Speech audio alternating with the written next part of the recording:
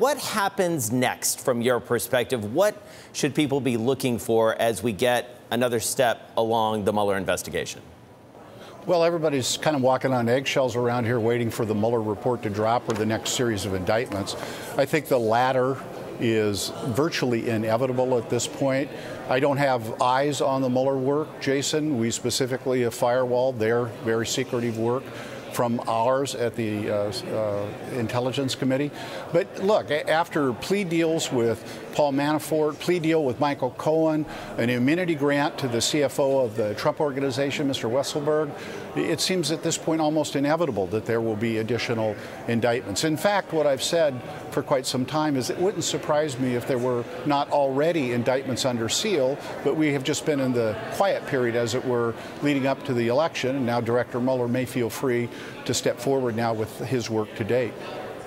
Well, and given what we have heard from the president, both in press availabilities as well as those tweets that we just mentioned, what are the conversations you're having with your colleagues on the Republican side about potentially some legislation to protect that investigation? Is there a willingness on the part of some Republicans to step in and do that? How does that move forward?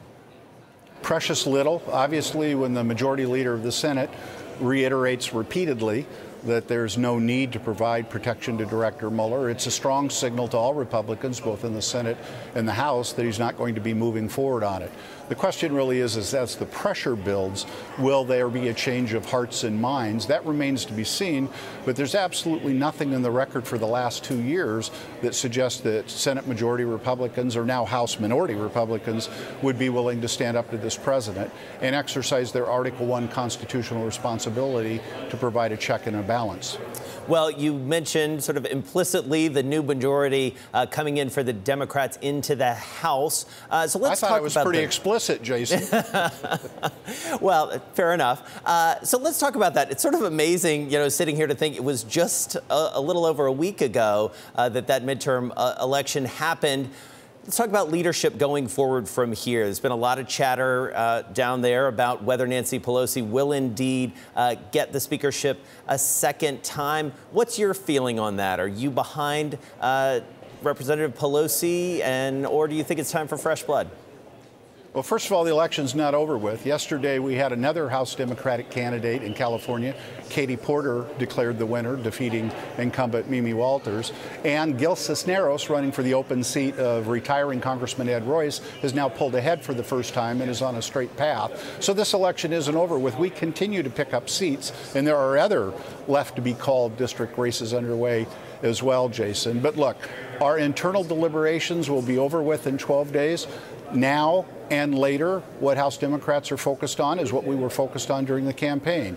What is it that we can do with our newfound responsibility to lower prescription drug prices, to protect people with pre-existing conditions, to get serious about substantial investment in our nation's crumbling infrastructure? That's what we are focused on. That's what unites us, and that's what we're all very excited and eager to get to work on.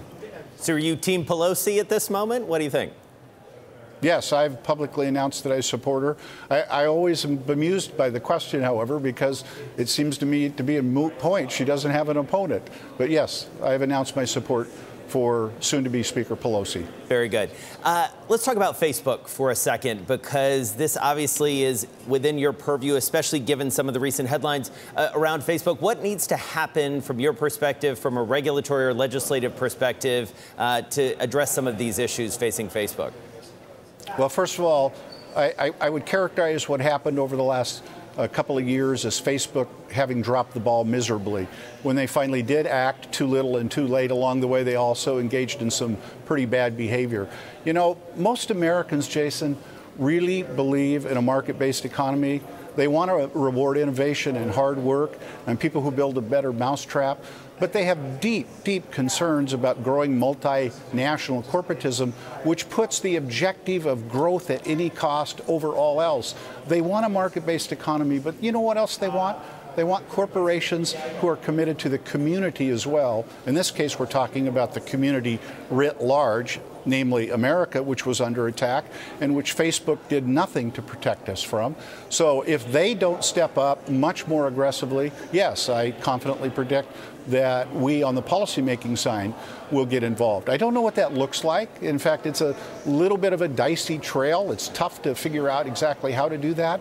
But I know this, if they don't exercise some sense of community responsibility, then there will be efforts, and I again predict successful, to impose it upon them.